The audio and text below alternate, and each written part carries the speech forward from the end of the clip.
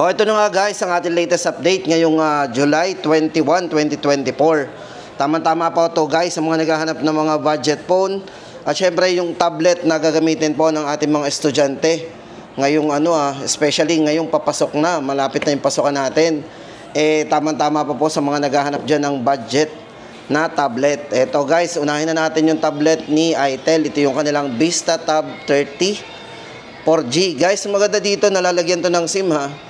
Kung halimbawa, syempre, wala tayong wifi na dala, o syempre, wala na tayo sa bahay, tama-tama to, lagyan lang natin ng SIM to. Syempre, pwede ang call and text din dito. Then, ang size nga pala ng screen nitong si Vista Tab 30, yan. Ito guys is naka 11 inches na rin, naka full high definition display.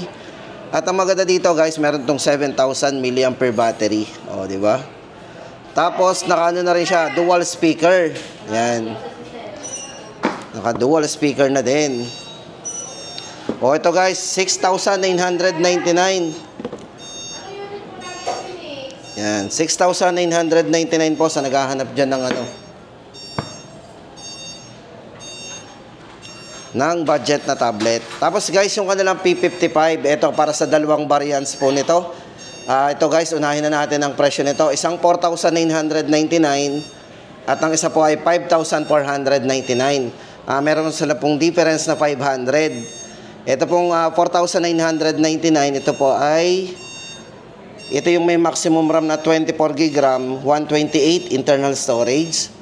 Para po sa kanyang main camera guys, ito ay merong 50 megapixel para sa kanyang primary camera. At naka-fast charging na din po ito with 18 watts. Yan, 18 watts fast charging with 5,000 mAh battery din. Para po sa size ng screen guys, ito ay naka 6.6 punch hole display na rin. At naka 90Hz po refresh rate ng screen. Yan. Ito guys 4,999. May malaki tayong internal RAM, naka 24GB maximum RAM. Original RAM po nito guys is 8GB RAM. Meron lang siyang extended na 16GB. Yan. Tapos, add lang tayo ng 500. Guys, ito, 5,499.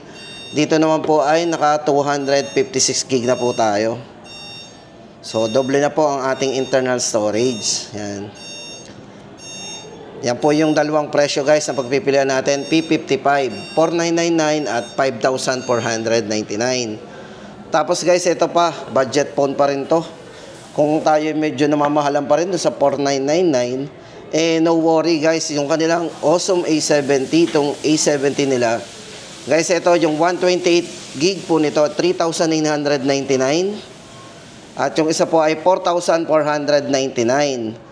Naka 256GB na po tayo ng internal storage guys. So, kung naghahanap ka ng ng murang cellphone na may malaking internal storage, ito po si ITEL A70 awesome. Naka 12GB RAM, 256GB. Pero guys, ito original RAM nito is 4GB RAM. Kaya bale meron lang siyang additional na 8GB extended RAM. Ayan, baka magtaka po kayo, hindi po original yung 12. Bale ang original po nito is yung 4GB RAM. Yan, bale size ng screen guys, ito very handy. Ito ay naka 6.6. Big screen na rin with naka dynamic bar na rin doon sa sa kanyang display. Ito po yung kanyang complete yung mga specs and parameters yan. Massive memory with extended RAM. Naka 6.6 po, big screen with dynamic bar.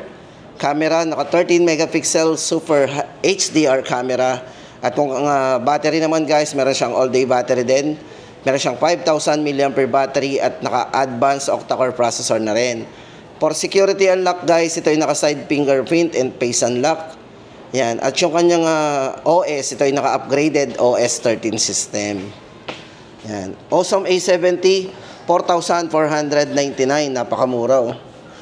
Tapos hindi lang yan guys. Kung gusto natin ng mas mababa pa, ito 128GB. Ito po ay 3,999. Grabe mura. Napanginintay natin guys Tapos hindi lang yan, yung naghahanap ng budget po na pang game dito kay ITEL guys, ito yung kanilang nag-iisang RS4. Sa mga nagtatanong nga pala guys sa mga S23, wala na po silang mga stock talaga noon. Ito na po yung huling lumabas po sa kanila. Ito po yan, naka maximum 24GB RAM, 256 po internal storage. Original RAM po nito guys is 12 gig RAM, 12 plus 12. Yan, RS4. Guys, ito naka NFC. Check po natin guys yung kanyang specs. Ito sa likod. Ayan, naka 120 Hz po para sa kanyang screen refresh rate. Fast charging po, naka 45 watts na rin. So almost isang oras lang po yan. At siguro mga ilang minuto, puno na po yung ating battery. Yan. Para po sa chipset, ito yung naka Helio G99 Ultimate. Yan guys, para sa ating latest update dito kay kay Itel. Ngayong July 21, 2024. Ito na po yung pinaka-latest na po yung ating mga ini-update sa inyo yan. Kaya yung mga medyo hinahanap po natin mga ibang model, wala po. Siguro po talagang out of stock na sila. Yan guys, dito po yan guys. Makikita po natin yan dito kay Fresnet Robinson Lipa. Ayan. At yan guys, dito nagtatapos ang ating update dito kay Itel. Sa mga naghahanap dyan ng mga budget na tablet and mga cellphones nila.